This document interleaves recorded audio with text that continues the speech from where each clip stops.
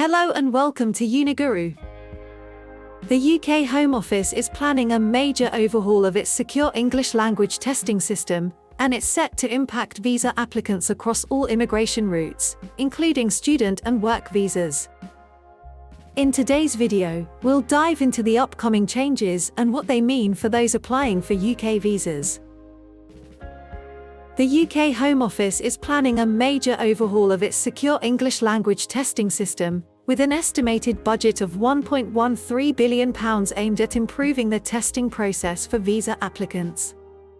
One of the biggest changes is the introduction of the new Home Office English language test, which will replace the current multi-supplier model, including providers like Pearson and HOELT. This new system will transition to a single supplier model, meaning one organization will manage all aspects of the secure English language test globally, from test bookings to ID verification. For visa applicants, including those applying for student and work visas, this means a more standardized approach to testing, ensuring consistency and improved security.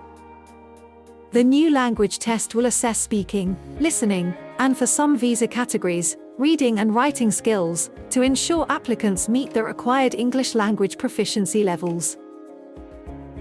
With this revamp, the Home Office hopes to streamline the testing process, making it more secure and easier for applicants to navigate, regardless of where they are applying from.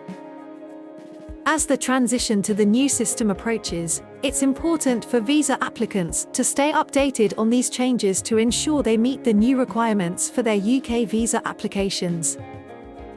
In conclusion, the UK Home Office's new secure English language testing system marks a significant shift in how visa applicants will prove their English proficiency, with a more streamlined and secure process on the way. For those planning to apply for UK visas, it's crucial to stay informed about these changes to ensure your application meets the new language requirements.